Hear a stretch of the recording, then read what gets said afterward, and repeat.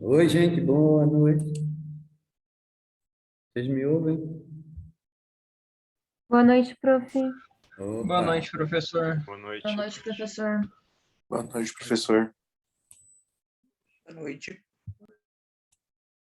Só seguir aí. Professor, me manda mensagem para você, tá bom? oi, gente, vamos começar então nossos trabalhos. Hoje a gente se atrapalhou um pouco, porque nós estamos na aula, hoje é presencial. Vocês estão em casa, mas a gente tá na faculdade, sabe? É a nova normativa, nova orientação institucional. Então, mas isso não compromete em nada o nosso trabalho. Então, vamos começar, gente. A equipe Professor. Opa! Professor, desculpa incomodar, só para duas perguntinhas que eu tenho para o senhor. É para ser enviado para ti o pôster e o trabalho pelo dois. E-mail? Os dois. E só para confirmar, o pôster tem que ter quantas páginas? Uma ou não faz mal ter duas? Porque a nossa equipe fez 2 modelinhos, aí eu queria confirmar contigo quantas páginas deve ter o pôster para enviar. A ideia do pôster é que exatamente, é uma folha só, entendeu? Como é que vocês fizeram em duas?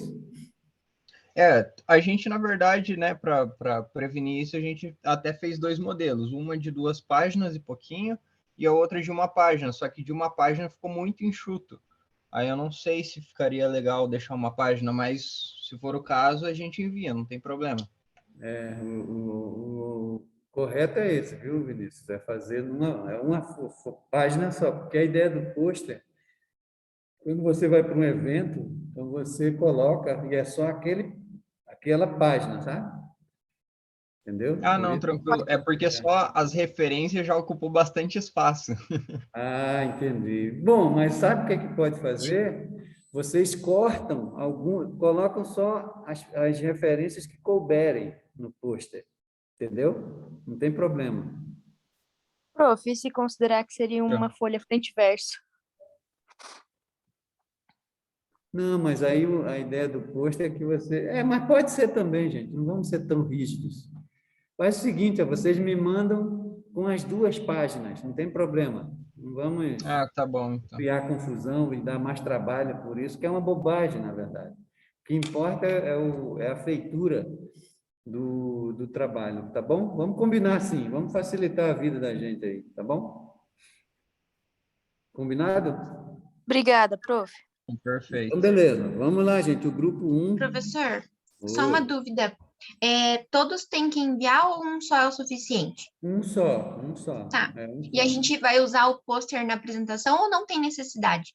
Tem necessidade, né? Para eu ver ok. o pôster, né? Então, vocês têm Tá que bom. Tá compartilhar bom. para eu olhar, tá bom? Obrigada, professor. Então, beleza, gente. Vamos lá. Olha só, a regra, né? São 10 minutos para a apresentação e depois 5 minutos que eu vou fazer algumas perguntas, tá? Para o grupo. Aí o que eu preciso? Os nomes dos colegas, de todos que estiverem presentes, tá, gente? Então, vamos lá. O grupo número 1, quem que está aí? Boa noite, professor. Eu sou do grupo número 1. Meu nome é Ernesto Schelli e os meus colegas aqui também, a Camila Pedroso Grigoli, a Tainara Veiga Valentim, o Henrique Gubert Paca, a Jaquelina Mazepa, e é isso, a composição do nosso grupo. Escapou o seu nome. Como que é o seu nome? Ernesto Schelli. Bom, deixa eu confirmar. Ernesto, Camila Pedroso, Tainara, Jaqueline, tem mais alguém? Henrique. Henrique. Então, tá certo. Então, vamos lá. Vamos começar. Estou marcando já, viu, gente? No relógio, o tempo. Ok, estou compartilhando aqui o nosso pôster. Bom, a gente vai tratar sobre a crise hídrica e os meios para evitá-la. Pois bem, não é novidade, né, que a crise hídrica é um problema global e a gente aqui em Curitiba, inclusive, tem experienciado alguns efeitos imediatos dela, sentido isso no nosso dia a dia, como, por exemplo, nas rodízios de água, né? Mas, além dessas questões imediatas, ela também causa problemas enormes no ecossistema no geral, com questões de gases poluentes, né, questões da atmosfera, e conforme vem havendo crescimento populacional, tende a ser agravado esse problema, principalmente com o consumo irrefletido e dos recursos hídricos. Então, inclusive, a Agência Nacional de Águas tem uma previsão de um aumento de 30% no consumo só nos próximos 9 anos, chegando em 2030, né? Dessa forma, a discussão sobre esse problema é uma questão urgente já no momento, e nós trataremos aqui da possibilidade de conciliar esse crescimento demográfico e econômico com um consumo mais consciente e sustentável dos recursos hídricos. Para isso, nós utilizamos um método de pesquisa bibliográfica, trazendo um pouco do enfoque para projetos mais localizados, em questão geográfica mesmo, nacionais e aplicados aqui em Curitiba, como, por exemplo, a exemplo de comparação, a gente vai trazer um projeto dos aeroportos, um projeto de saneamento sustentável, projetos de leis municipais e, inclusive, leis municipais aqui de Curitiba, como também leis federais sobre o consumo hídrico de forma mais consciente. Então, agora os meus colegas vão tratar mais aprofundadamente desses projetos. Então, eu passo a palavra à Camila. Vai ser o boa noite, professor, boa noite a todos Oi, os colegas. Boa Dando noite. continuidade, a gente fez uma pesquisa de alguns projetos que foram criados para tentar evitar a crise hídrica, começando falando sobre o projeto de saneamento sustentável. Ele é um projeto que teve origem em Petrópolis, no Rio de Janeiro, e ele é responsável por tratar 70% do esgoto da cidade. Ele beneficia mais de 92% da população e, diariamente, ele consegue tratar 61 milhões de litros de água. Ele utiliza biossistemas e também educação ambiental em comunidades de baixa renda. Esses biodigestores, que fazem parte do biossistema, eles são alimentados pelos esgotos das casas e o processo é dividido em 3 partes. Primeiro, o esgoto ele vai entrar no sistema por um tanque que retém o lixo, depois um outro compartimento separa a gordura e, por fim, vai acontecer o biodigestor, que é onde as bactérias elas vão começar a agir e fazem cerca de 60% da limpeza. Esses biodigestores eles vão ser responsáveis por devolver ao meio ambiente água com até 85% de pureza. O projeto ele consegue também gerir recursos hídricos da região através de um software, e essa tecnologia ela vai fazer com que se regule o bombeamento da água de acordo com a demanda. Então, ele consegue controlar onde tem mais ou menos água e ele redireciona os fluxos em tempo real, com base nos dados que apontam no algoritmo do sistema. E o outro projeto é o projeto Aeroporto Sustentável, que acontece principalmente no aeroporto do Rio de Janeiro e de Belo Horizonte. No aeroporto do Rio de Janeiro, eles trocaram o telhado, transformando esse telhado numa forma de coletor. Ele coleta a água da chuva em quase 10 mil metros quadrados. Ele tem quase 10 mil metros quadrados de área e tem a capacidade de 1 milhão de litros. A quantidade que toda essa água que eles conseguem coletar, eles conseguem suprir a demanda dos banheiros do aeroporto durante 37 dias. E além desse telhado modificado, o aeroporto ele também conta com um mictório ecológico, que esse mictório ecológico ele não necessita de água para funcionar. Nos banheiros também foram colocados dispersores que geram economia de 80% na vazão da água de cada torneira. E em Belo Horizonte, no aeroporto de Belo Horizonte, eles possuem no terminal 2 torres de reuso e eles reaproveitam a água nos banheiros. Então, todas as águas utilizadas em chuveiros, lavatórios e pias são tratadas e reutilizadas para descargas dos sanitários e abastecimentos do sistema de ar-condicionado. O aeroporto ainda, segundo o gestor de infraestrutura do aeroporto de Belo Horizonte, Rogério Romeiro, o nome dele, o aeroporto ele possui um projeto de instalar 2 tanques subterrâneos com a finalidade de reuso. E além dessa finalidade com essa finalidade de reuso, o aeroporto ele vai conseguir, quando o sistema estiver funcionando, reduzir 23% do consumo de água potável. E, continuando, a Camila vai continuar agora.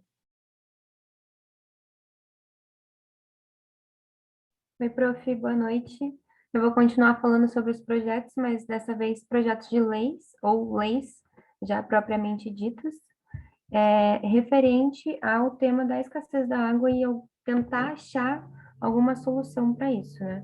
A primeira que a gente pontuou foi a Lei 10.785 de 2003, que instituiu o programa chamado Programa de Conservação de Uso Racional da Água nas Edificações PURAE. Então, é bem antigo, é de 2003, e ele tem mais algumas não dicas, mas algum viés para você seguir, para você poder economizar água e reutilizar água, captar água de chuva, reutilizar água para regar jardim, para utilizar em lavagem de roupa e lavagem de veículos, essas coisas. Então, é um pouco mais antigo, e mesmo assim já versava sobre esse assunto, até porque a falta de água já é conhecida há muito tempo, né? Aqui em Curitiba mesmo tem um estudo que a gente não chegou nem a citar aqui, eu me esqueci, que tem um estudo que a gente sabia que a gente ia ter racionamento de água em 2020 já há 35 anos atrás, então todo mundo sabia disso, né? Aí tem a mais recente Lei Federal 14.026 de 2020, do ano passado, que hoje em dia é conhecido como Marco Legal do Saneamento Básico, que tem como objetivo fomentar o saneamento no Brasil, porque né, não é dos melhores, a gente conhece. E recentemente a gente teve um projeto de lei municipal aqui em Curitiba, que foi proposta por um professor da casa, o vereador Dalton Borba. Ele propôs um projeto de lei para que as pessoas fossem multadas caso utilizassem água potável para lavar calçada. Só que também muito recentemente, agora, mês passado, esse projeto de lei foi reprovado por 21-8. Então, foi uma votação bastante significativa, apesar de ser um projeto de lei que me parece funcional e me parece, talvez, que cumpra uma função de repreender a situação para a gente não ficar gastando água, né, para coisas que não precisa, como lavar calçado. Né? E nas considerações finais do nosso trabalho, nosso grupo chegou à conclusão de que é possível perceber que teve um aumento significativo de projetos que se preocupam com o problema da escassez da água, mas que talvez esses projetos tenham vindo de forma muito atrasada, até porque né, esse é um problema conhecido há muito tempo, analisado há muito tempo, discutido pela ONU e, enfim, né, há muitos anos já, muito antes de eu nascer, já sabiam que eu não ia ter água agora. Então, parece que as coisas estão vindo um pouco devagar, mas é isso, prof. É isso.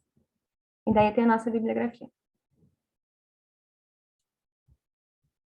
Então, deixa eu fazer uma pergunta para o grupo.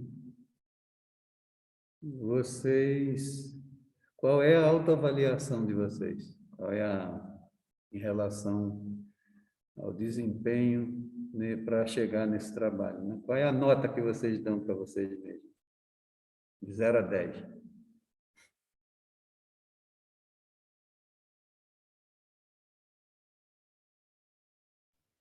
Professor, eu daria uma nota 8,5. Eu também, professor. 8,5 seria a nota que eu daria para o nosso trabalho.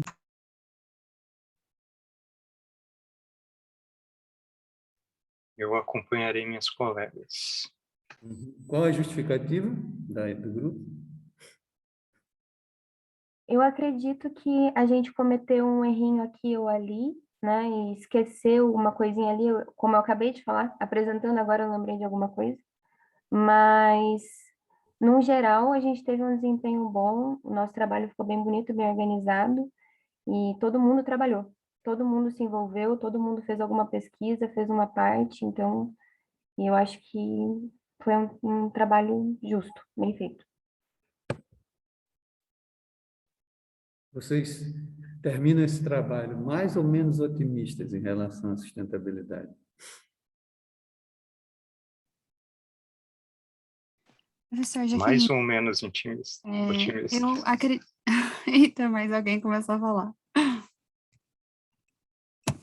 Bom, vou continuar então. Eu acredito que a gente sabe que, como a Camila falou, né, o cenário atual do Brasil não é dos mais favoráveis, mas só o fato de existir pessoas pensando nisso, tanto no quesito de conscientização, que a gente vê que tem um forte apelo social de vários grupos que vem crescendo, como também de pessoas com capacidade jurídica, né, para legislar sobre isso, que se preocupam, propõem projetos, alguns deles são negados, mas alguns são aceitos, e esses que estão sendo aceitos, mesmo que devagar, eles estão sendo vistos e se está sendo trabalhado em cima disso, sabe? Então, pelo menos a gente sabe que é um assunto que está ganhando força e que mesmo que o cenário ainda não seja dos melhores, a gente não está parado, né? O assunto está em constante movimento para ser melhorado. Muito bem, gente. Gostei das respostas, das ponderações e também do trabalho. Acho que ficou bem legal aqui o pôster. Bem interessante, bem do jeito. É isso aí, a ideia do pôster é essa. E eu achei legal a questão de vocês apresentarem essas possíveis soluções, né? É exatamente esse é o debate, né? Senão a gente se perde na crítica, sabe? Na crítica pela crítica, que não vai a lugar nenhum. A gente tem que pensar alternativas mesmo, senão a coisa vai desandar.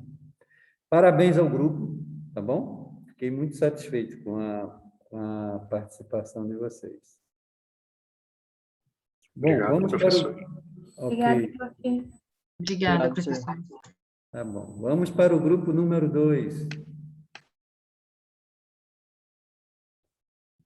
Boa noite, professor. Eu vou compartilhar aqui o nosso trabalho. Uhum. Primeiro falo os componentes. Desculpa. Os... O nosso grupo é formado por mim, Clara Teixeira, pela Rafaela Nascimento, pela Laura Federici e falei certo, eu acho, Laura, qualquer coisa me corrija, e pelo Dalmir Barbosa, eu acho. Então, Clara, você com a palavra. Professor, vocês conseguem visualizar o meu cartaz? Sim. Nosso cartaz, minha tela, quer dizer. O nosso trabalho, então, é sobre a regulamentação dos agrotóxicos no Brasil no dia de hoje. A gente escolheu esse tema porque em um dos trabalhos a gente teve que ler sobre a questão da lei do agrotóxico de 89 e foi um assunto que a gente se interessou bastante, assim, o grupo como um todo, e apesar da gente ter acabado não apresentando isso em sala, a gente tinha feito bastante pesquisa a respeito, então resolvemos utilizar esse tema para trazer ele no nosso resumo expandido e na nossa apresentação.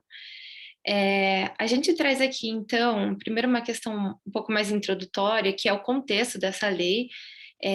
Ela foi sancionada em 89, mas ela é uma consequência da Revolução Verde, que impulsionou o uso de agrotóxicos, né, na lavoura, e também das preocupações dos ambientalistas com as consequências desse uso tão forte, tão grande de agrotóxicos que se seguiu.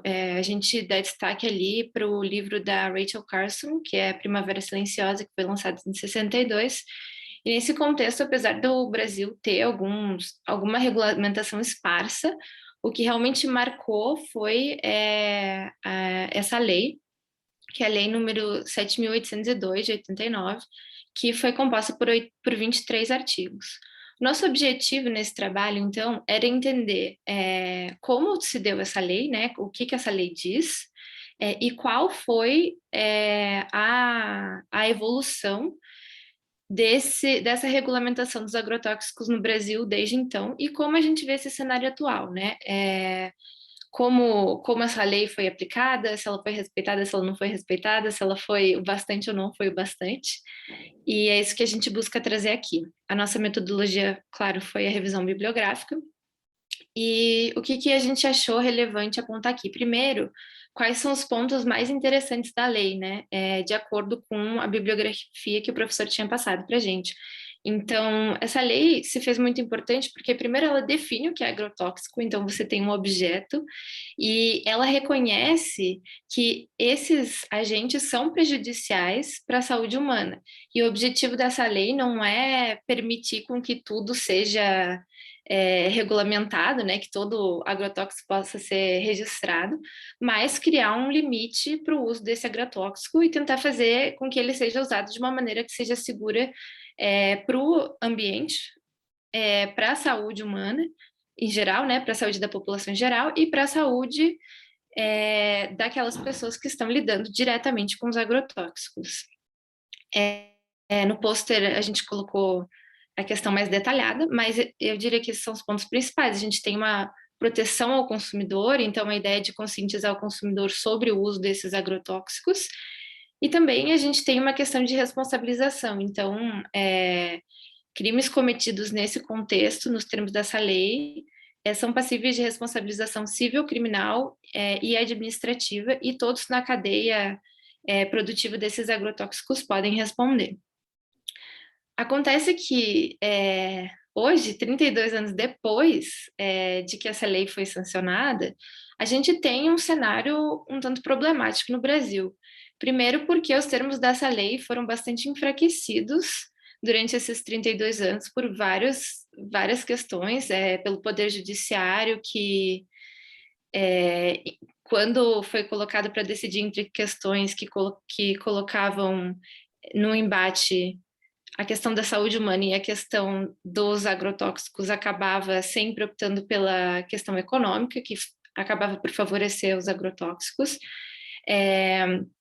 No âmbito executivo, porque tivemos muitos decretos que alteraram algumas questões em relação ao registro, os órgãos, como a Anvisa, por exemplo, tiveram algumas mudanças, uma mudança bem chamativa que a gente viu nisso foi a forma do registro dos químicos, né? Que ficou mais simples, e também a Anvisa alterou uma classificação dos agrotóxicos. Então, ela classificava os agrotóxicos em relação ao risco à saúde como extremamente ou altamente tóxicos. Só que essa nomenclatura foi alterada. Isso fez com que mudasse esse grupo de altamente ou extremamente tóxicos em 93%. Então, caiu em 93% o número dos agrotóxicos considerados muito lesivos, mesmo que nada mudasse nos agrotóxicos em si, né? E além disso, eu acho que o que a gente pode destacar de maior problema é em relação ao poder legislativo. A gente tem agora o que popularmente tem se chamado de pacote do veneno, que busca alterar muitas questões em relação a essa lei, a lei original dos agrotóxicos, né, e regular de uma forma a fazer com que a legislação seja muito mais flexível em relação aos agrotóxicos. Então, a primeira coisa que nos chamou a atenção foi a alteração do termo agrotóxico para o termo pesticida, porque, claro, o agrotóxico tem um peso muito negativo, né, e pesticida é um eufemismo. Muda-se também a metodologia do registro, porque aí você aceita produtos que são danosos à saúde, mas você cria um limite do quanto eles podem ser danosos, né? Então, assim, eles podem gerar câncer, mas até em tal porcentagem da população. Então, isso é uma coisa que a gente achou bastante problemática também.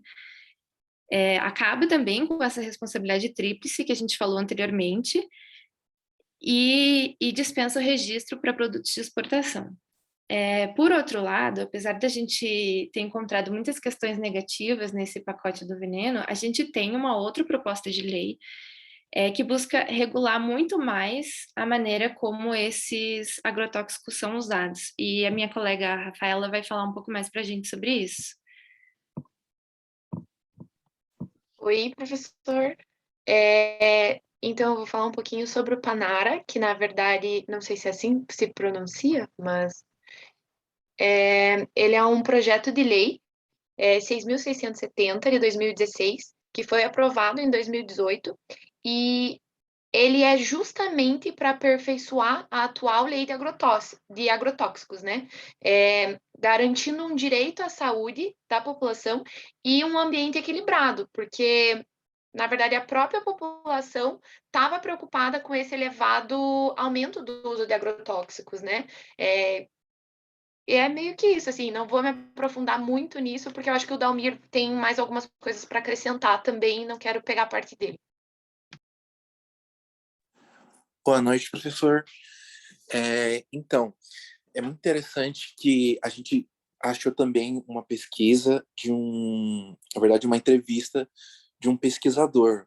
O nome dele é Vanderlei Pinati, eu acho que se pronuncia assim o nome dele, Pinati, uma coisa assim.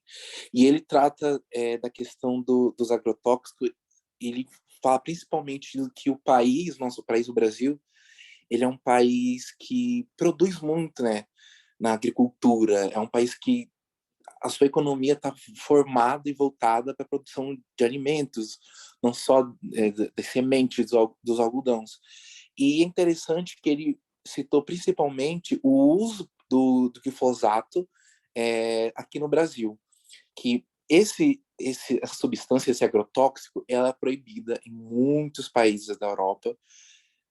Na verdade, ele pode ser utilizado até determinado percentual, e muitos dos outros agrotóxicos aqui no Brasil são proibidos na Europa, nos Estados Unidos, no Canadá, né? O que a gente pode chamar de países do norte. E só para você ter uma noção, o uso do glifosato aqui no Brasil, você pode utilizar 10 miligramas de glifosato a cada 1 quilo de semente. Isso aqui no Brasil. Nossos países como a Argentina, Estados Unidos, é 0,5. Na Europa é 0,2. E a gente identificou aquela questão da economia e a saúde das pessoas, porque os agrotóxicos, eles causam algumas mortes, sim, para as pessoas. Na verdade, esse pesquisador falou que o número de tolerância que as pessoas podem suportar de agrotóxico varia muito de cada um. Então, não tem uma necessária, um valor assim, você pode consumir 2, tal, 10, não. Isso varia para cada pessoa, né? Então, a gente identificou também que a Lei 7.802, que é dos agrotóxicos, ela faz um ótimo trabalho no que se diz em questão de definir o que é os agrotóxicos. Só que a lei, como a Clara falou anteriormente, ela já está um pouco defasada. Esse doutor, ele também falou que não é que o Brasil é um país que tem muitas pragas, é que a gente está usando muito agrotóxicos, e cada vez mais as pragas existentes evoluem, tornam mais fortes e causam problemas de ordem endocrinológica, eu não sei como é esse termo, na verdade, endocrinológica, e além do câncer. E a gente tem verificado que muitos trabalhadores vêm sofrendo com os agrotóxicos, mesmo utilizando os EPIs, né, que são os equipamentos de segurança fornecidos pelo empregador. Então, é muito triste ver essa realidade da questão econômica. O Brasil, principalmente, é um país que exporta e usa os agrotóxicos, mas as consequências ecológicas e ambientais vão acabar afetando o nosso país. E a gente acaba importando coisas para outros países que têm uma regulamentação muito dura do uso de agrotóxicos, mas que eles consomem os nossos produtos e não vão ter as consequências ambientais e prejudiciais para os seus trabalhadores. E é isso, professor. Professor, então, para concluir aqui o nosso raciocínio, depreende-se, então, que após ali a metade do século XX, Laura, os está bem agrotóxicos... baixinho. Laura, está bem baixinho o teu áudio. Será que você está falando longe do microfone? Oi, tá ouvindo agora, Melhorou, professor? melhorou agora. Ah, que bom. Bom, então, como eu estava dizendo, após a metade do século XX, os agrotóxicos eles estiveram muito presentes na lavoura brasileira, né, no ramo alimentício, e, consequentemente, na mesa de todos os brasileiros, né. O ápice dessa questão dos agrotóxicos, ela foi em momento anterior a 1989, né, porque após 1989, né, conforme já dito anteriormente, foi sancionada a Lei 7.802, né, de 1989. E essa lei, ela ajudou a criar uma consciência alimentícia fora um pouco do contexto da Revolução Verde, né, que foi primordial para estourar um pouco o uso excessivo de agrotóxicos. Então, acho que essa é a nossa conclusão aí, fechando o raciocínio. Professor, eu só gostaria de adicionar, então, em relação às nossas conclusões, que depois de toda essa pesquisa, a gente pôde notar que a questão dos agrotóxicos, obviamente, não é um consenso no país, né? A gente tem... É uma questão bastante polarizada, a gente tem, de um lado, uma parcela da população formada principalmente por uma bancada ruralista no nosso parlamento brasileiro, que busca flexibilizar todas as leis relacionadas aos agrotóxicos, então tornar o acesso e o uso muito mais fáceis e sem se preocupar tanto com a questão da saúde humana, né? Então pensa-se muito no lucro e muito mais no que se chama de desenvolvimento, mas sem levar em consideração a questão da sustentabilidade.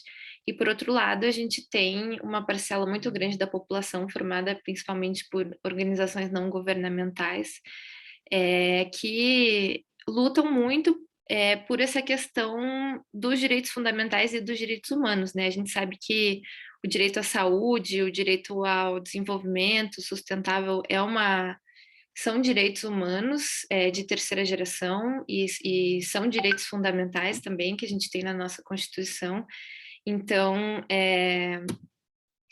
a gente tem, desse outro lado, essas ONGs fazendo papel também que elas sempre fizeram nesse contexto de ecopolítica, né? De serem os agentes que pressionam os governos para que eles não levem em consideração apenas a parte econômica, mas levem em consideração também a parte do meio ambiente e da saúde do homem e da saúde do meio ambiente. Então, foi isso que a gente concluiu. Esse é o nosso trabalho. E é isso, vamos abrir para as perguntas. Então, qual é a autoavaliação que vocês fazem? Qual é a nota que vocês dão para o próprio grupo?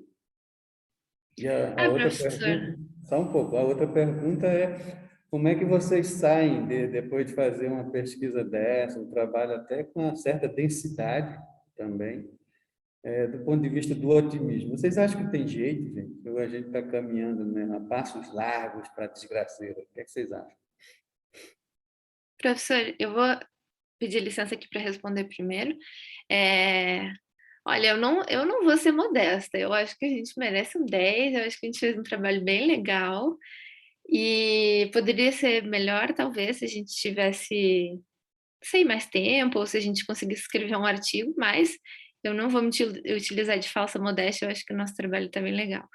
E em relação ao otimismo, eu me considero uma pessoa bastante pessimista, assim, no geral. Eu acho essa questão dos agrotóxicos bem problemática, numa questão coletiva, porque eu sou uma pessoa de classe média, eu posso muito bem consumir só produtos orgânicos se eu quiser, mas o ponto não é esse, né? O ponto é a humanidade enquanto coletivo, é o Brasil enquanto coletivo. Então, me deixa bastante triste, ainda mais considerando esse governo Bolsonaro, que liberou o uso de tantos agrotóxicos e que parece não se importar com o meio ambiente. Mas eu acho que a gente sempre tem que procurar respostas e procurar maneiras de sair desse cenário negativo. E eu acho que as ONGs fazem um papel muito importante, fizeram em todo o histórico da ecologia, e não acredito que seja diferente dessa vez. E acredito que o movimento de produtos orgânicos tem se fortalecido, né? Então, acho que talvez por um preconceito ideológico eles não tenham uma pauta maior, não tenham tanta visibilidade, mas eu acho que isso é algo que está se fortalecendo cada vez mais.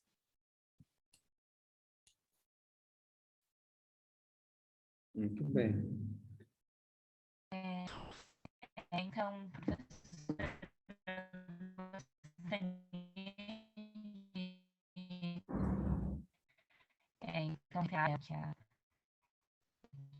Laura, não escutei. Laura, não tô ouvindo o que tu falas. Trabalho. E, infelizmente, essa questão dos... Oi? Hein, Laura, não estou ouvindo o que tu falas. Oi, tá ouvindo agora, Agora sim, professor? agora Ah, melhorou. que bom.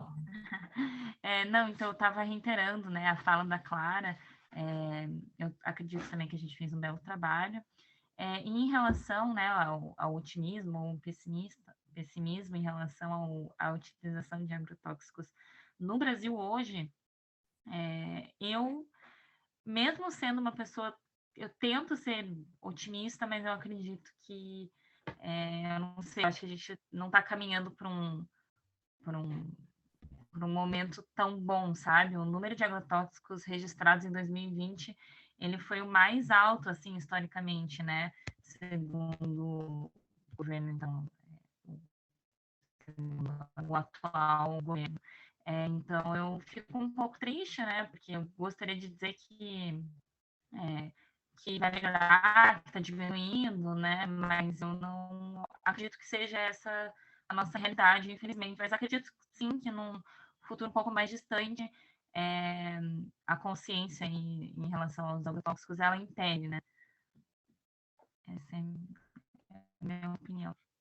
Muito bem, gente. É muito bom o debate, mas vocês verem que vai longe, né? Então, eu vou ter que passar para a próxima equipe, senão a gente estoura muito tempo, tá bom? Parabéns à equipe. Excelente trabalho. Olha, muito bom mesmo. Obrigada, professor. Só queria tirar uma dúvida rapidinho. A gente envia para o professor até o final dessa aula o pôster e o trabalho escrito? Pode ser amanhã também. Ah, tá bom. Tá Sem bom? problemas, professor. Obrigada. Nada. Bom, grupo 3. Vamos lá para os componentes. Tá, tem a Tatiana Rondjakoff Mendonça. Só um pouquinho. É que tá no chat, né? Já está no chat ali, ó. É isso? Isso, professor. Eu mandei ali Sim. os nomes. Então tá bom. Então já pode começar, gente, para a gente ganhar o tempo aí. Vamos lá. Eu vou anotando aqui no chat. Tá bom, então eu vou começar basicamente explicando os objetivos, né, de toda essa pesquisa do nosso trabalho. Mas vocês não vão disponibilizar o... Põe o pôster aí para eu ver. Eu nunca fiz, então eu vou tentar aqui a primeira vez, tá? Jesus. Vamos ver se é isso aqui.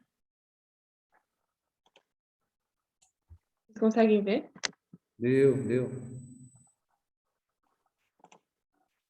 Aí. Então, o nosso tema é economia verde. E o objetivo, então, do nosso trabalho era explicar o que é a economia verde, né? O seu processo de criação ao longo da história, de análise e estudo, as suas diferenças em relação à economia marrom, de forma geral, que é uma economia pautada no desenvolvimento não ambientalmente responsável e que não alia, né, o bem-estar social com a conservação dos recursos, que é o que a economia verde prega. E, além disso, demonstrar os seus benefícios e impactos, principalmente em relação agora ao cenário pós-pandemia, né?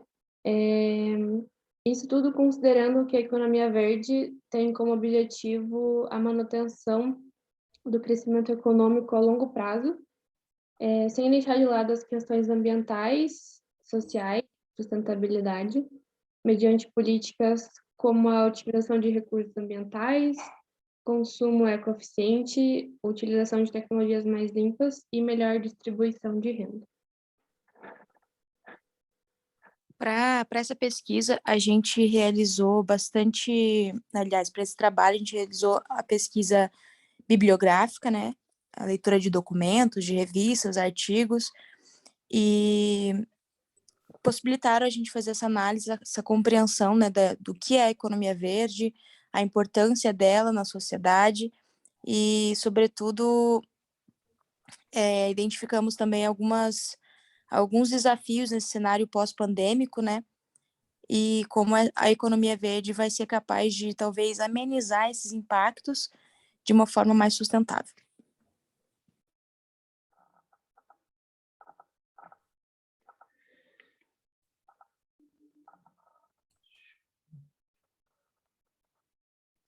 Agora é o Yuri que... Ah, perdão. Ou então, falando sobre economia verde, o embrião da economia verde, ela vem da Conferência de Estocolmo, de 1972, onde tentou se equalizar os interesses de desenvolvimentistas e aqueles que defendiam o crescimento zero, que eram defensores do meio ambiente.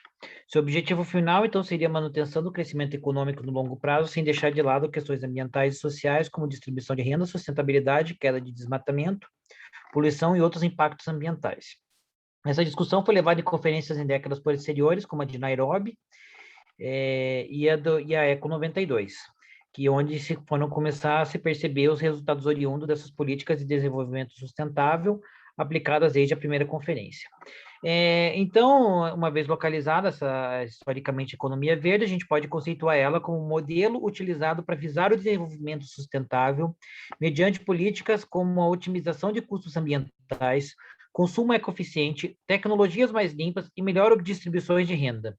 Entende-se por meio da economia verde que os recursos naturais não são infinitos e devem ser utilizados de maneira racional pelo ser humano, a fim de que possam se renovar e manter-se disponíveis ao longo do tempo. Para se atingir essa economia verde, pode-se lançar mão de algumas ferramentas: enrijecimento de regulação ambiental, estímulo a fontes de energia limpa, uso de modais de transporte menos nocivos ao meio ambiente, melhor distribuição de renda. E falando de Brasil, a gente vai falar de questão agropecuária, onde o colega vai dar uma maior ênfase. Então, dando continuidade ao que o Yuri falou sobre o agronegócio, vale repetir aí que ele é um setor que tem destaque social e econômico no Brasil, né? Como já disse o outro grupo. Do lado social, a gente chama atenção aqui para um estudo divulgado pelo CPEA, que mostra que o agro empregava no segundo trimestre de 2021 mais de 20% da população ocupada do Brasil. Então, 1 a cada 5 trabalhadores tem hoje, né, o agronegócio como sua fonte de sustento. Daí, do lado econômico, também de acordo com o CPEA, a participação do agro no PIB em 2020 foi de 27%. E nesse ano de 2021, eles estimam que subiu para 30%. E o nosso estudo mostrou que toda essa relevância que tem o agronegócio, né, social e econômica, nacional e internacional, promove uma série de repercussões ambientais negativas. De acordo com a SEEG, né, que é uma sigla para Sistema de Estimativas de Emissões de Gases de Efeito Estufa, a agropecuária, de maneira isolada, é o segundo maior emissor de gases de efeito estufa no Brasil. Então, é responsável por 30% do total nacional. E eu reforço esse ponto, né, de que se trata apenas de emissões diretas e isoladas, porque se você juntar as emissões diretas e indiretas do agronegócio, é estimado que ele responda por 72% das emissões brasileiras em 2019, que é um número bem elevado. Né? Mas o estudo mostra, né, ainda, que o setor vem quebrando recordes de produção e reduzindo a intensidade proporcional por tonelada produzida. Então a gente vê ali que, por exemplo, o rebanho bovino cresceu 2,5% nos últimos 10 anos, mas a produção de carne aumentou 18%. Nos últimos 15 anos, as emissões referentes à produção de grãos aumentaram 52%, mas a produção em si aumentou mais de 120%. Então, isso demonstra aí o potencial da agricultura brasileira em se desenvolver, reduzindo a intensidade de emissões por tonelada produzida. Né? E, para isso, é crucial que iniciativas com o escopo de escalar a produção sustentável de baixo carbono sejam fomentadas. E é aí que entra a economia verde, né, o capital verde. Então, a gente sabe que o agronegócio é um setor muito dependente de crédito. E esse financiamento ele vem na maior parte da iniciativa privada, né? Desde os anos 90, o agronegócio desenvolveu instrumentos de crédito próprio para financiar a produção, a distribuição, o beneficiamento, né? Entre outros, que são os títulos de crédito próprios do agronegócio. E hoje, na verdade, desde 2015, esses títulos já vêm sendo emitidos na modalidade verde, ou seja, para financiar iniciativas sustentáveis, né?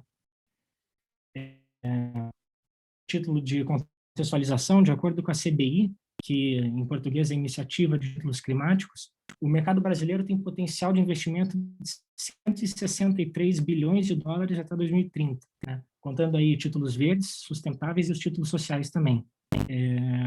E ele é considerado hoje um mercado subdesenvolvido, né, e subexplorado. Como comparação, a gente tem que aí, desde o primeiro título emitido em 2015 até hoje, somente 11 bilhões de dólares, somente não, né, mas 11 bilhões de dólares foram acumulados em transações, enquanto o potencial aí estimado é de 163 nos próximos 10 anos. Né? Então, por fim, o que a gente concluiu aí com o estudo é que esse mercado de títulos verdes, a economia verde em si, é um mercado com bastante potencial, é um mercado em crescimento e pode se tornar um veículo poderoso para aumentar o financiamento da agricultura sustentável no Brasil.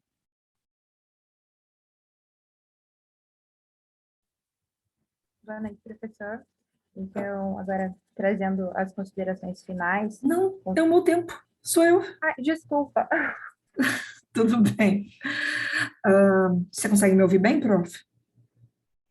Tá bom.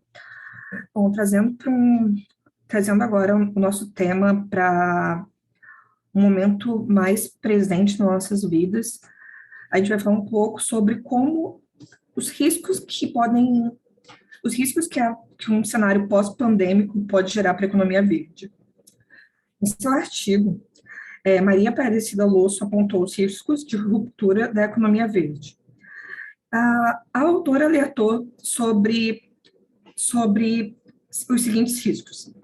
Primeiro, que não só ela, mas também Canuto apontaram que a recessão global que está por vir após isso tudo seria pior do que a depressão de 1930 e pior do que a recessão após a crise global provocada nos anos de 2018 e 2019, especialmente no que diz respeito aos mercados emergentes e às economias em desenvolvimento. O outro fator preocupante é o desemprego. No Brasil, segundo a pesquisa realizada pela Confederação Nacional da Indústria, 4 em cada 10 brasileiros perderam seus empregos em decorrência da pandemia. Tendo isso em mente, a maior preocupação que se tem é que, uma vez que se está no abismo econômico, normalmente as empresas vão buscar por ascensão impulsiva da economia. Essa é a economia marrom. Diante da situação pandêmica, isso pode parecer uma opção mais rápida e barata de recuperação, mas a longo prazo, médio e longo prazo, obviamente não faz sentido. Também vale ressaltar que uma das principais características negativas, entre muitas aspas, da economia verde, com a Ponta Garcia, é que tem a perda de emprego durante o período de transição e tem um alto custo para a implementação de novas modificações das empresas. E, claro, a demora nos resultados e o retorno dos investimentos realizados, que, como nós sabemos, valem a pena. E agora, minha colega vai para as considerações finais. Oi, professor, desculpa. Acabei empolgando aqui. Então, professor, como os meus colegas falaram anteriormente, a economia verde ela é uma alternativa ao modelo econômico que é utilizado atualmente, que é completamente prejudicial ao meio ambiente, né? E dependendo das políticas públicas que forem adotadas, a gente pode aproveitar esse momento que a gente está passando, principalmente o pós-pandemia, para aliar uma retomada de crescimento econômico com a utilização dessas medidas que são necessárias. E conforme a colega do Grupo 1 acabou falando, a imagem do Brasil está bem desgastada atualmente, principalmente por esse fator de degradação ambiental e o crescimento do desmatamento. Mas, de qualquer forma, a gente não pode esquecer que o Brasil tem muito potencial e ele pode desenvolver e chegar a esse crescimento baseado nas ações ecológicas de baixo carbono, para fomentar essa geração de emprego através de investimento na formação de profissionais voltados às chamadas carreiras verdes, o que também acaba fortalecendo os incentivos fiscais e de créditos que são direcionados às fontes de energia limpa, economia de caráter circular, para geração de empregos que operem baseados no respeito à limitação de recursos disponíveis, na redução dos fatos que contribuem de maneira nociva às mudanças climáticas. Professor, está me ouvindo? Estão me ouvindo bem? Estou. Então, ainda sobre o que a gente colocou nas considerações finais, a gente pode apontar que, a fim da gente migrar para esse modelo de economia verde, de maneira que seja menos traumática possível, além da utilização das políticas de investimento, é necessária uma mudança cultural, né? Ou seja, uma mudança na mentalidade da população. Porque, apesar das dificuldades momentâneas que a gente tem, né, a gente pode ter essa transição para a economia verde. A gente entende como inevitável essa mudança a médio e longo prazo, tendo em vista que a saúde do planeta, né, e a disposição dos recursos naturais depende disso.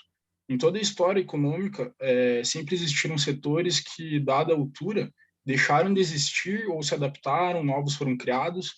Então, a gente está nessa fase, né, em que um ciclo se fecha e outros se iniciam, né? Então, eu entendo como necessária essa transição para a economia verde.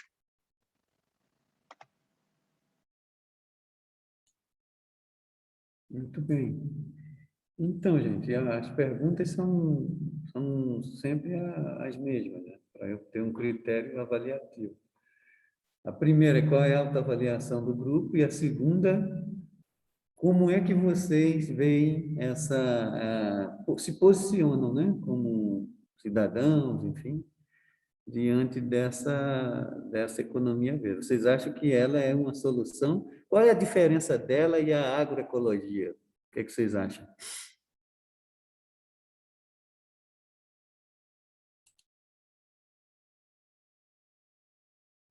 Professora, eu vou tomar aqui a palavra para responder a primeira pergunta. Eu acho que a gente merecia um 10 no trabalho, apesar de, obviamente, não estar tecnicamente perfeito e ter ali os teus pontos a serem melhorados, mas houve muita dedicação do grupo inteiro, a gente se esforçou, levou com bastante seriedade, bastante interesse o assunto, e por isso a nota máxima seria adequada. Em relação ao aspecto da agroecologia, né, eu acredito que a agroecologia e a economia verde, elas têm bastante ligação, né? Nessa perspectiva mesmo de pensar na ecologia como sendo esse equilíbrio dos ecossistemas, né? E a gente sabe muito bem que a agricultura no Brasil é um ramo muito forte, então, tanto na questão de consumo de água, quanto, né, o desmatamento e tudo mais. Então, a partir dessa premissa de que deveríamos pensar nisso como não que deva parar de existir, mas desenvolver de uma maneira mais sustentável, mais consciente, partindo também da fala do colega aqui, por último, que, primeiro de tudo, tem que se mudar essa cultura de achar que a ecologia, né, pensar num desenvolvimento sustentável é coisa de hippie, é coisa de gente alternativa, e ver mesmo como uma solução para um problema enorme que a gente enfrenta hoje em dia. Então, acho que as duas são coisas similares e importantes.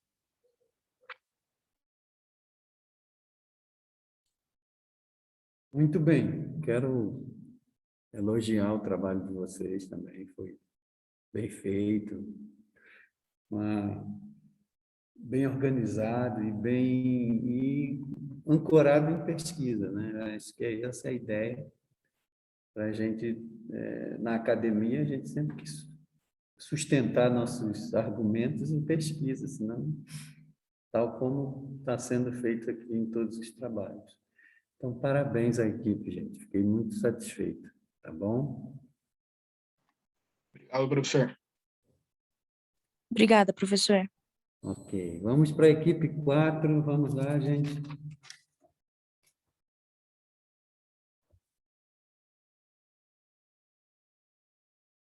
Quem são os ilustres? Pode falar, gente? Oi, professor.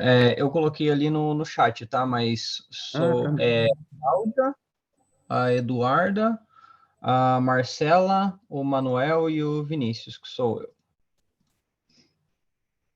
Ok. Deixa eu só compartilhar o pôster aqui.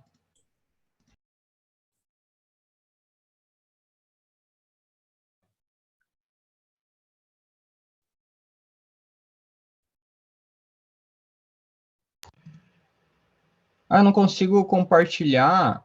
Quando eu compartilho, meu microfone ele fica travado, não sei por quê. Deixa eu ver aqui. Alguém da equipe não pode fazer isso, Vinícius? Deixa eu tentar compartilhar de um outro jeito aqui para ver se tá dando certo. Tá conseguindo ver agora? Tá ok lá. E me ouvindo? Tá ok. Deu 2 páginas aqui, mas aqui é só a bibliografia, né? Tá, então vamos lá. O nosso tema é a conservação ambiental e o desenvolvimento econômico, o ecoturismo como solução. Primeiramente, eu vou dar aqui, fazer uma contextualização histórica, né, sobre o tema, que na primeira conferência da ONU sobre o meio ambiente, que ocorreu em Estocolmo, foi aprovada a Declaração Universal sobre o Meio Ambiente, qual faz a referência ao ecoturismo, e posteriormente, na segunda Conferência Mundial sobre o Meio Ambiente e Desenvolvimento, conhecida como a ECO 92, o desenvolvimento sustentável se consagrou em definitivo na esfera internacional, que por causa da Declaração de Rio de Janeiro sobre o meio ambiente e o desenvolvimento, que consagra que o direito ao desenvolvimento deve ser exercido de modo a permitir que sejam atendidas equitativamente as necessidades de gerações presentes e futuras. Então, com a ECO 92, foi lançada a Agenda 21, que é um documento que sistematiza um plano de ação com a finalidade de alcançar o desenvolvimento sustentável. E, assim, responsabiliza o governo para que esse plano seja implementado de fato, né, nesses programas. E a Agenda 21 brasileira, ela visa não só reduzir a desigualdade ambiental, mas também social, que ela foi criada em 1996 pela Comissão Política de Desenvolvimento Sustentável e foi posta em prática em 2003. Contudo, ela não se mostrou integralmente eficaz, mas atualmente a ONU trabalha com a Agenda de 2030, o qual apresenta 17 objetivos de desenvolvimento sustentável, que esses objetivos eles procuram conciliar os aspectos socioambientais e econômicos para atingir um equilíbrio e utilização de recursos naturais e o crescimento econômico e a equidade social. Agora eu passo a palavra para a Eduarda, que ela vai falar um pouquinho sobre o desenvolvimento sustentável. Boa noite. Antes de começar a minha parte, eu só queria, na verdade, informar que a Marcela, ela não pôde apresentar hoje com o grupo, mas ela mandou um áudio falando da parte dela para o professor, a gente já está ciente, então a nossa apresentação começou a partir do ponto que a Marcela já falou, só para ficar mais claro isso. Mas, enfim, seguindo aqui. O desenvolvimento sustentável, então, esse termo, ele foi usado pela primeira vez nos anos 80, pela Aliança Mundial para a Natureza, consagrado em 87 pela ex-ministra norueguesa Gro Harlem Brundtland, não sei se é assim que se pronuncia, junto da ONU, quando foi intitulado o documento Estratégia de Conservação Mundial. Então, com isso em mente, o desenvolvimento sustentável ele pode ser resumido como o que procura conciliar os aspectos socioambientais e econômicos para assim atingir um equilíbrio entre a utilização dos recursos naturais, o crescimento econômico e a equidade social. Relacionando isso com o direito, no âmbito jurídico, a questão do meio ambiente, ela se encontra consagrada principalmente na Lei 6.938, de 81, que é a Política Nacional do Meio Ambiente. Inclusive, o artigo 4º, inciso 1º dessa política, coloca a compatibilização do desenvolvimento econômico-social com as questões ambientais como um de seus objetivos a ser seguido. Além disso, tem ainda o artigo 225 da Constituição Federal, junto das incumbências do poder público, e menciona-se junto a isso também o inciso 6º do artigo 170 da Constituição também, que coloca o meio ambiente como um princípio de ordem econômica, compatibilizando assim a livre iniciativa e a livre concorrência. Então, pode ver que a questão econômica, ela não pode ser separada da questão ambiental. E o Estado deve ser motivador desse desenvolvimento ecologicamente correto da economia. O Estado tem que impulsionar esse desenvolvimento. Uma das formas que o Estado pode fazer isso, então, é pela promoção do turismo ecológico, ou do ecoturismo, que a Cláudia vai apresentar. Boa noite, professor, tudo bem?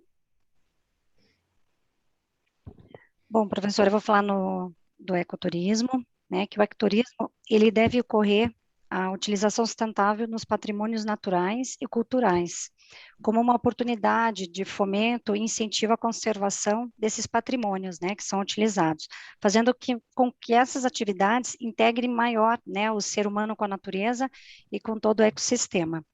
Atualmente, o modelo de gestão de atividade turística é a gestão de empreendimentos e atividades ecoturísticas, né, como, por exemplo, o sistema de pousadas domiciliares.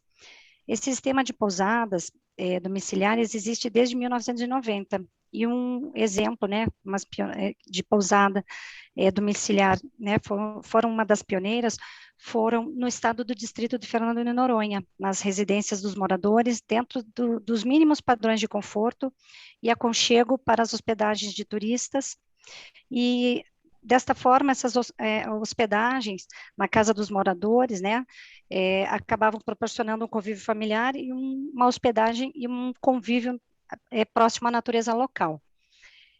Outra forma também propícia para a prática do ecoturismo é a visitação em parques nacionais. E para que essa prática exista, existe uma unidade de conservação de proteção integral estabelecido no Sistema Nacional de Unidade de Conservação. Essa categoria de unidade de conservação é a única entre as de proteção integral a permitir a visitação turística.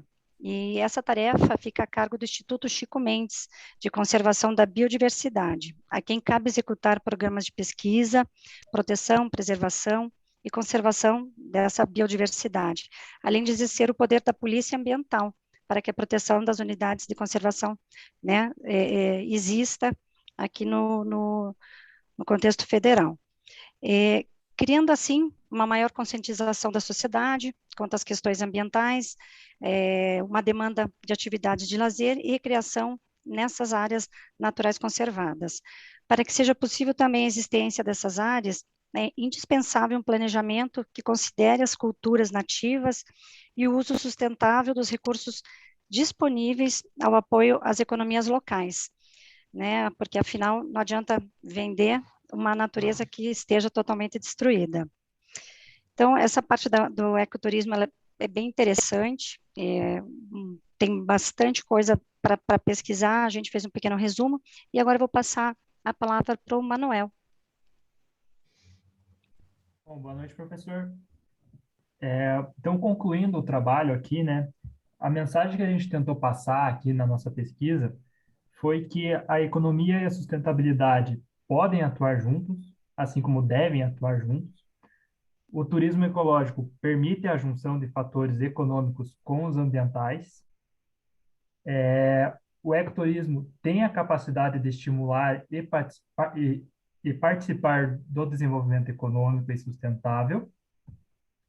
E, por fim, eu vou ler o último parágrafo aqui do nosso trabalho, que diz mais ou menos assim: Investir no turismo ecológico é investir na busca concreta pelo desenvolvimento sustentável, que possibilita a economia de recursos não renováveis, tais como a água e a energia, bem como diminuir a poluição e a utilização de matérias que geram grande impacto ambiental, é investir no futuro. E foi assim que nós finalizamos nosso trabalho. Agora vamos abrir para as perguntas. Então, gente, a primeira pergunta, autoavaliação do grupo. E a segunda, o ecoturismo, vocês veem alguma desvantagem do ecoturismo? Ou vocês só veem coisas boas, assim, né? E a outra pergunta é com relação ao otimismo e o pessimismo. Essa é uma questão que me interessa muito por conta das minhas pesquisas, tá? Então, quero ouvi-los sobre isso. Bom, se o grupo me permite responder, qualquer coisa alguém me interrompe, mas quanto à nota, eu acho que nós entregamos bem o que nós procuramos entregar, eu acho que a questão do conteúdo está excelente, mas a gente teve alguns problemas com a formatação do pôster, acho que ficou um pouco visível, então essa questão estética me incomodou levemente, talvez um 9,5, 9, porque eu acho que isso não afeta tanto o trabalho, acho que nós fomos bem nessa parte, se alguém do grupo quiser falar algo sobre isso, senão eu sigo para as perguntas que o professor fez. Bom, então tá bom. Pode prosseguir. Também, obrigada, Cláudia. Sobre a parte do otimismo. Ao meu ver, o tema em si já é um tema um pouco otimista. Eu acho que mostra uma alternativa bem interessante de conciliar o desenvolvimento sustentável e o desenvolvimento econômico.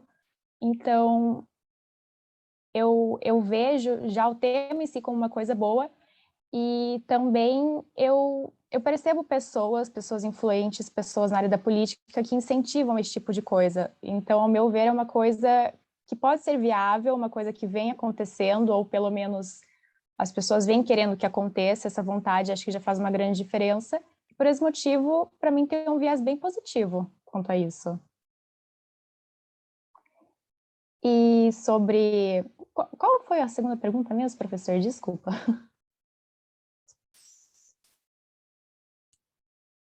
Se vocês enxergam alguma desvantagem no ecoturismo ou é só maravilha? É isso. Bom, professor, eu vou falar rapidinho antes da Eduarda. Eu vejo um pouco de desvantagem, tá? Isso em questão dessa abertura dos parques nacionais, né? Em que não há controle dessa entrada e saída em relação ao uso do ambiente, né? Então, lógico que todo mundo procura, e não é à toa que cresceu muito, né? Esse tipo de passeio, digamos assim, o ser humano quer estar mais perto da natureza, mas ainda não se tem muita educação para estar participando, né, desse convívio. Então, isso acaba prejudicando muitas vezes todo o ecossistema, né? Mas em alguns lugares que tenha maior controle e que permite o uso, né, do parque, do local aberto, eu acho que acaba sendo um pouquinho mais positivo.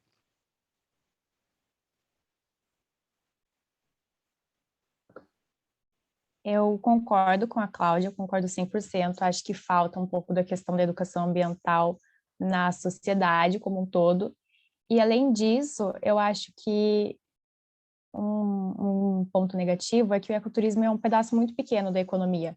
É uma alternativa muito legal, muito interessante, mas quando a gente pensa nas grandes indústrias, por exemplo, o impacto que isso tem na economia e na degradação ambiental é muito diferente. Então, eu acho que por esse lado também é um pouco negativo.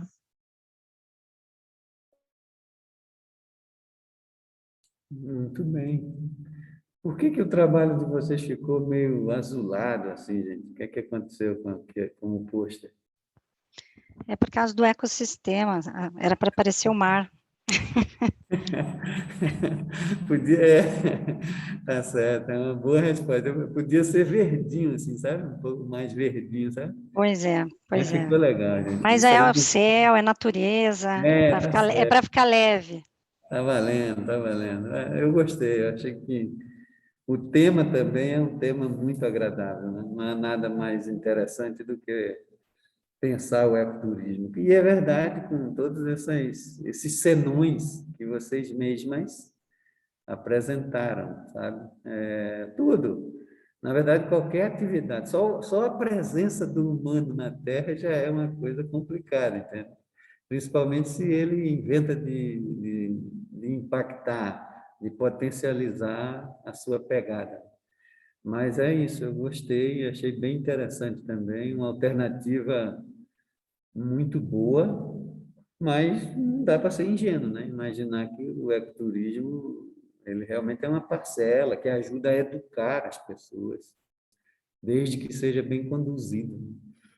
Parabéns, meus queridos. Não esqueçam de me enviar, tá? O material, tá? Vamos para o grupo número 5, o derradeiro. Vamos lá, gente?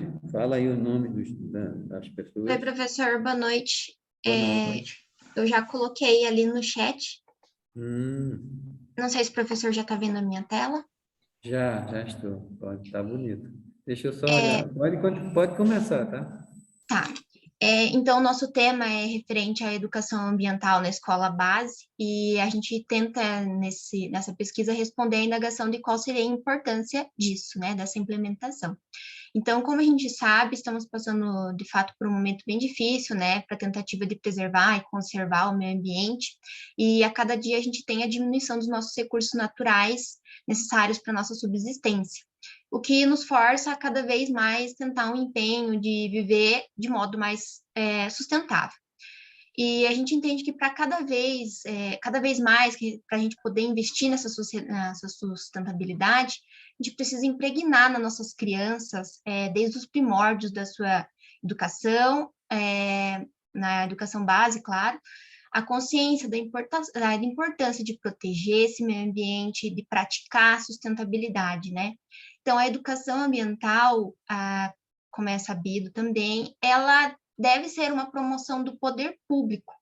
E, primeiramente, ela encontra previsão na nossa Constituição Federal e, depois de um tempo, a gente conseguiu conquistar e reforçar essa importância com a Lei 9795 de 99, que é a nossa Política Nacional do Meio Ambiente.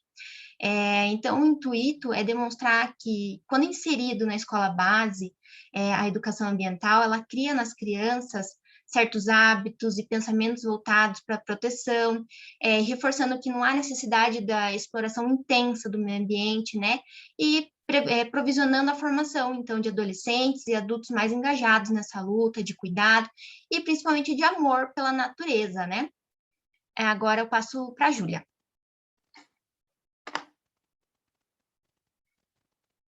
Com licença, boa noite, professor, boa noite, colegas.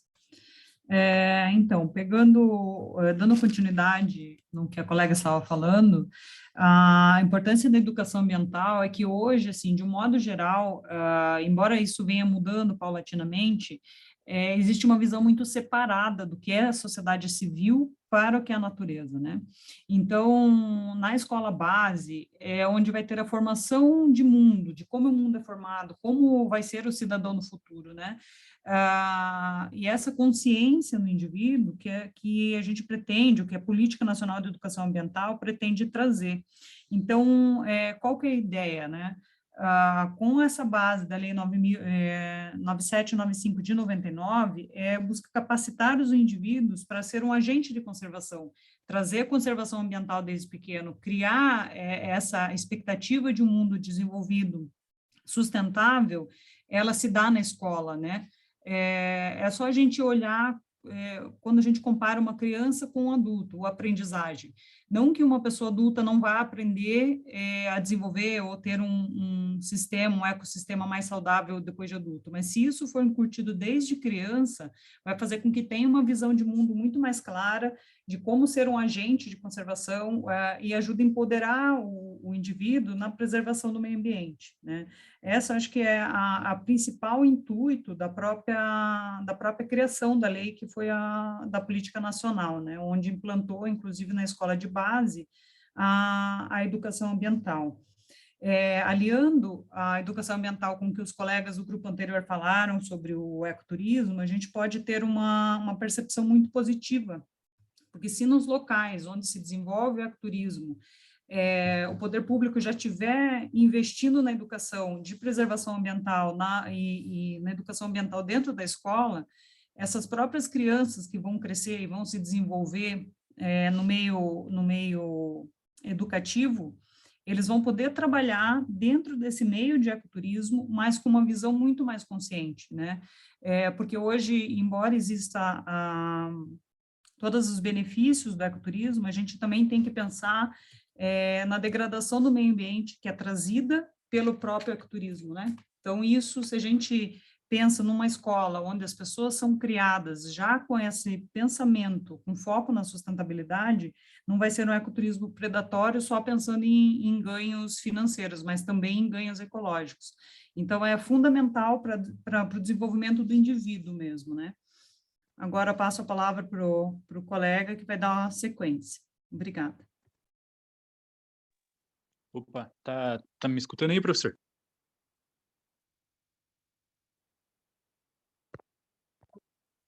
Vou dar continuidade aqui.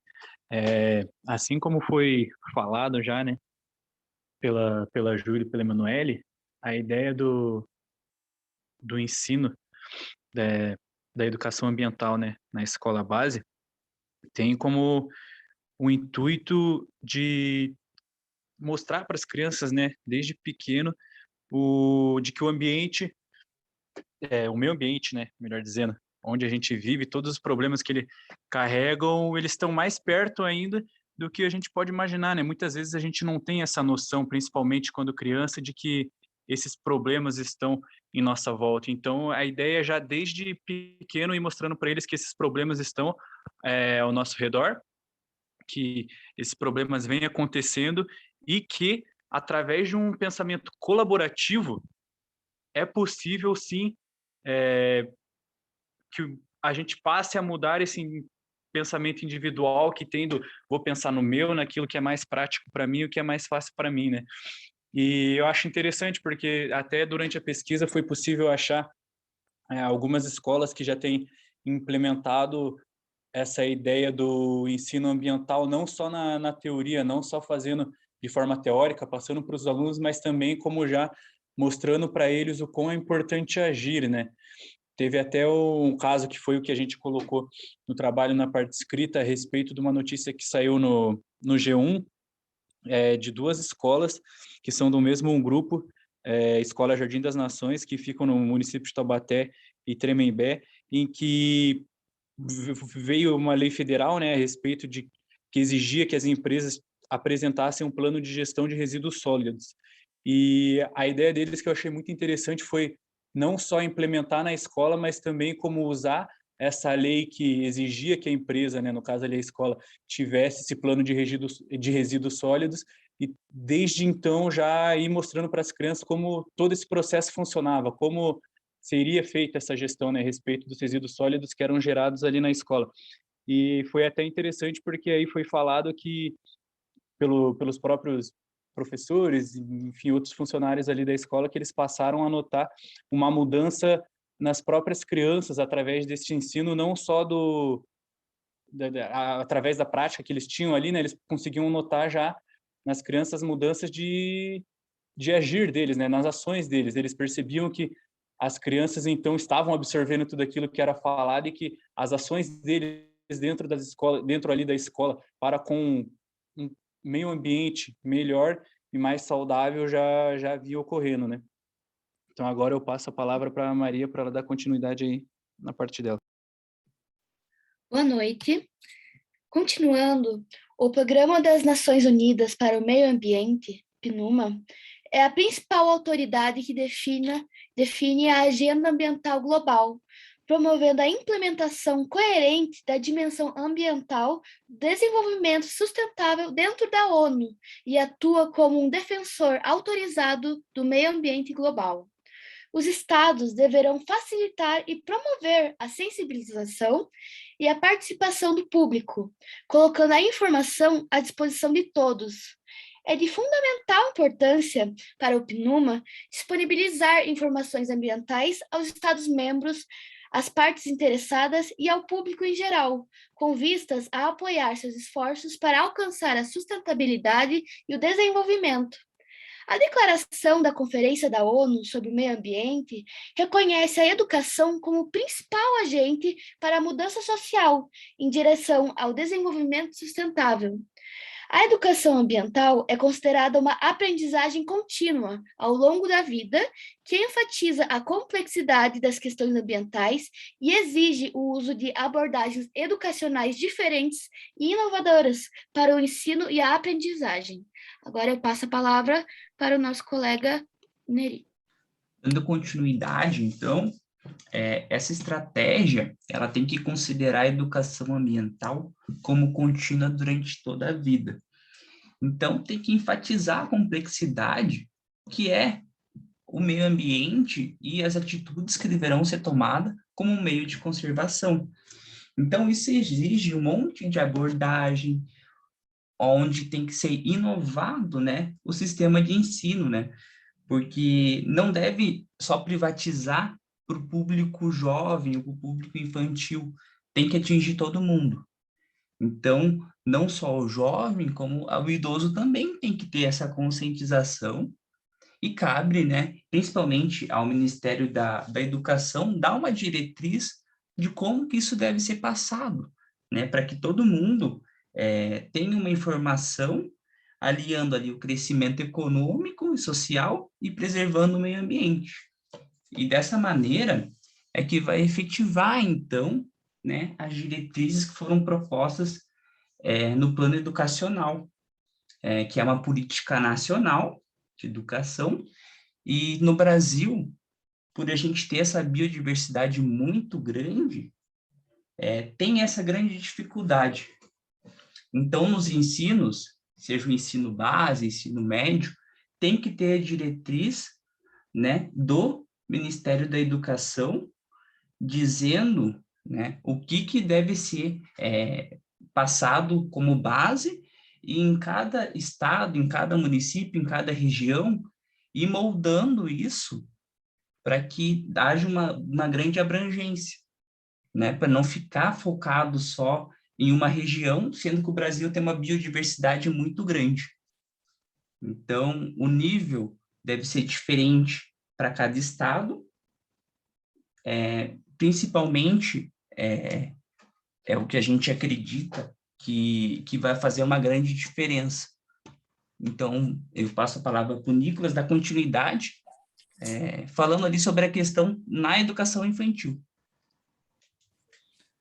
Boa noite, professor. Boa noite, colegas. Todo mundo me escuta bem? Bom, acredito que sim. Dando continuidade na fala do colega Nery, eu abordarei algumas instruções determinadas pelo governo acerca dessa lei. Para facilitar a aplicabilidade dessa lei mencionada, a Lei da Política Nacional de Educação Ambiental de 1999, o Ministério da Educação estabeleceu algumas diretrizes para serem utilizadas em cada nível da escola de base. Na educação infantil e no início do ensino fundamental, é importante enfatizar a sensibilização com a percepção, interação, cuidado e respeito das crianças com a natureza e com a cultura. E é destacado a diversidade dessas relações. Nos anos finais do ensino fundamental, passa-se a desenvolver o raciocínio crítico, prospectivo e interpretativo das questões socioambientais junto da cidadania ambiental. Já no ensino médio e na educação de jovens e adultos, deve ser praticado o pensamento crítico, contextualizado e político, aprofundando assim a cidadania ambiental como um todo, juntamente com esses tópicos mencionados. Podendo ainda ser incentivada a prática da busca da justiça ambiental frente às desigualdades presentes na sociedade, que expõem determinados grupos sociais que são vulneráveis economicamente, principalmente para riscos ambientais. Assim, as escolas públicas no solo nacional serão base orientativa que ajudarão na implementação do projeto de educação ambiental, formando cidadãos mais conscientes com o meio em que vivem, respeitando a cultura, respeitando a natureza, tendo senso crítico, exercitando a cobrança do poder público para que seja assegurado à comunidade o direito do meio ambiente, conforme está presente em nossa Constituição. Seguindo o que foi levantado na Carta de Belgrado, de 1975, se faz necessário reformar os processos e sistemas educacionais para que promovam uma nova ética global, combatendo as consequências sociais e ambientais trazidas com o crescimento econômico, como as desigualdades sociais e a degradação do meio ambiente, assim gerando comportamentos e atitudes mais conscientes que respeitam a comunidade e sua biosfera.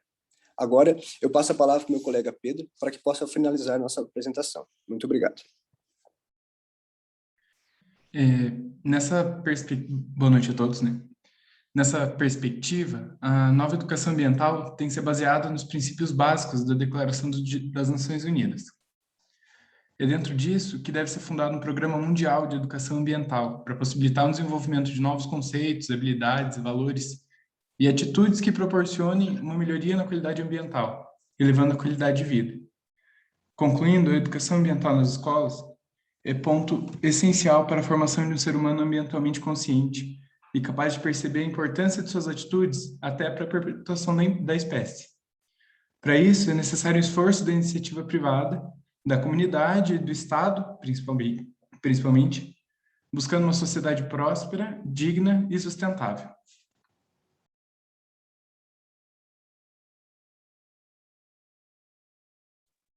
Muito bem. A questão central, gente, a primeira é com relação à autoavaliação do grupo, e a segunda está associada ao otimismo, né? Vocês veem alguma... Em que medida, né, essa política nacional de educação ambiental ela saiu do papel, de fato? Né? Eu queria ouvir um pouco de vocês, essas duas perguntas.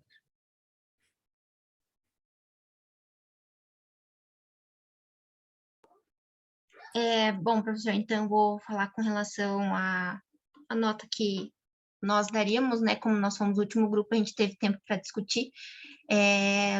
Nós entendemos que um 8,5 seria uma nota boa, tendo em vista que também, ao longo da apresentação, se viram várias falhas, né? Que poderiam ter sido melhoradas e implementadas, né? Então, acho que 8,5 é justo. Com licença. E com relação às perspectivas, a gente pensa assim, que existem falhas, com certeza, existe uma visão positiva por saber que existe a educação ambiental nas escolas. Se a gente for pensar, anos atrás não existia nada, hoje nós temos alguma coisa, mesmo que muito incipiente, que paulatinamente as crianças passem a conhecer. Temos uma perspectiva positiva. Entre o ruim e o bom, ainda é melhor ter uma educação ambiental, mesmo que sejam só em escolas integrais. Então, hoje, se nós olharmos na escola pública, as escolas integrais, ela já tem aula de educação ambiental. Está longe do que deve ser o ideal, né? Está longe daquilo que deveria ser a educação para todas as crianças, mas já é um começo, já é uma luz no fim do túnel com relação à preservação ambiental. Então, de forma geral, a perspectiva é positiva, embora a gente saiba que existam muitas falhas. Acho que é isso, mais ou menos, professor. A gente conversou antes, professor, o grupo todo a respeito dessa questão e tal do otimismo, e todo mundo concordou com essa mesma visão.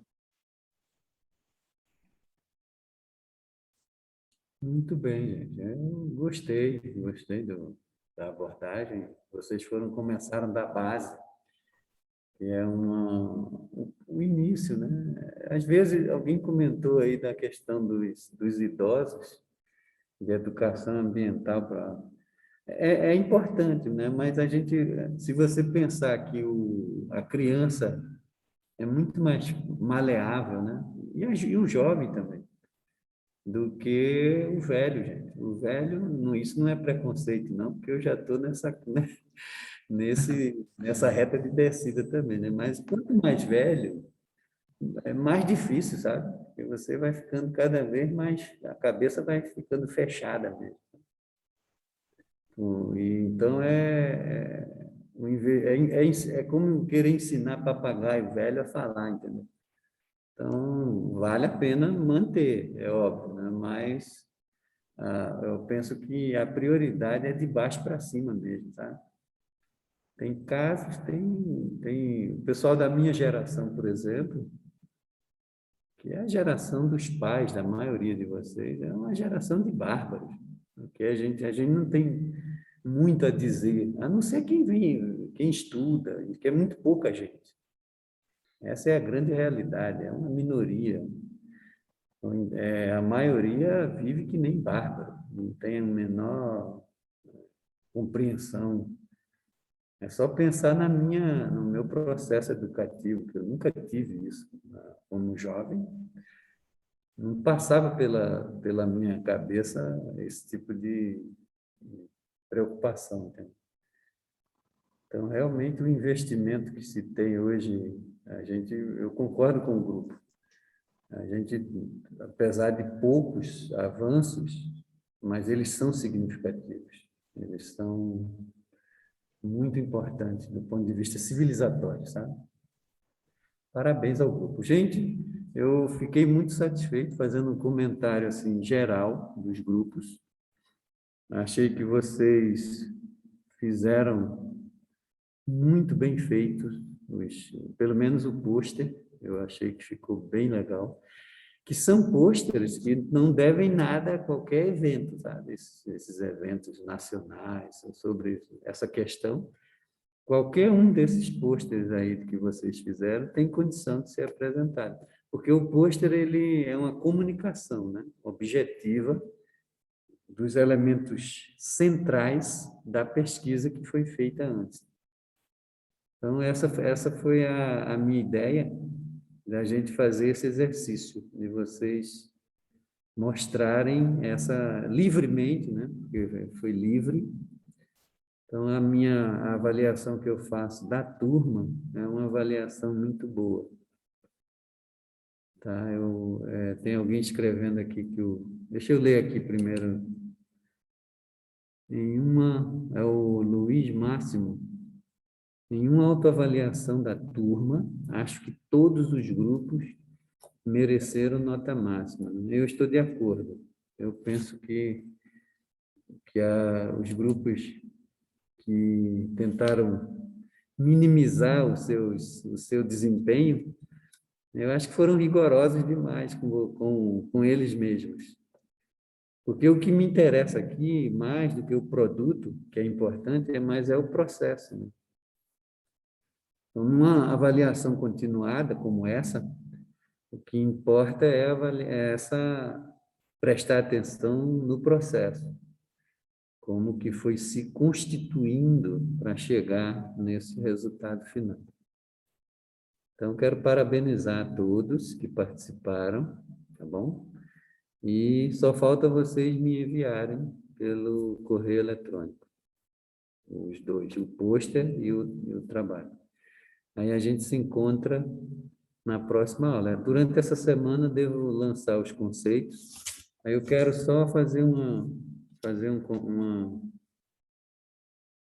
registro, gente, que na próxima aula eu faço a devolutiva e vou explicar como serão os trabalhos, as atividades no segundo bimestre. Tá ok? Alguém quer perguntar alguma coisa, comentar, enfim. Só gostaria de agradecer, professor. Foi muito bom e realmente foi muito produtivo o trabalho de todos os grupos. Parabéns a todos que apresentaram. Muito bom, Júlio. Obrigado, viu? De igual forma, eu também gostaria de agradecer. Então é isso, gente. Uma boa noite, uma ótima semana para todos nós. E a gente caminha em busca de um pouco de sustentabilidade. Tá bom? É isso. Um grande abraço para todos e todas. Abraço, professor. Obrigado pelas Boa aulas. noite, professor. Até mais. Até logo. Boa final de semana. Boa noite, professor. Boa noite. Professor, em relação às aulas, próximo bimestre pode ser presencial também? Rapaz, aí aqui tá a discussão, né? Pelo menos os docentes, os professores, a gente já está vindo para a instituição, entendeu? Agora eu não sei como é que foi o trato com os alunos. Eu não sei, aí eu não sei. Ah, tá bom. Tá, eu Parece vou que comer. vai ficar nesse formato híbrido, sabe? Uhum. Parece que é isso. Mas por E que eles... você Oi? tem Perdão. interesse em ser presencial? Você acha que é melhor? Particularmente sim, porque eu tenho muita dificuldade de concentração pelo computador e eu já não aguento mais olhar a tela o dia inteiro. Ah, entendi. Isso. Eu gosto da dinâmica de aula presencial. Prefiro. Entendi. Tá bom, então. Mas é isso que eu tenho para dizer. Era bom, eu posso me informar melhor, Vitor. Aí na próxima aula eu aviso com mais segurança. Tranquilo, mas sem pressa. Tá bom, então. Um abraço. Obrigadão, professor. Obrigado. Professor, Opa. oi, tudo bem? Então, eu tive algumas questões e eu não consegui ver as aulas no decorrer do bimestre, e eu até conversei no grupo que tem da matéria, e o grupo 3 acabou me acolhendo de última hora ali para fazer o trabalho e essa apresentação de hoje. Aí a minha questão é, eles já estão com 6 integrantes no grupo. Eu posso permanecer nesse grupo ou o senhor acha melhor eu mudar? Não, pode. Não tem problema? Nenhum. Tá, certo. Tudo bem, então, muito obrigada. Nada. Boa Boa noite. noite, professor. Bom descanso. Obrigado.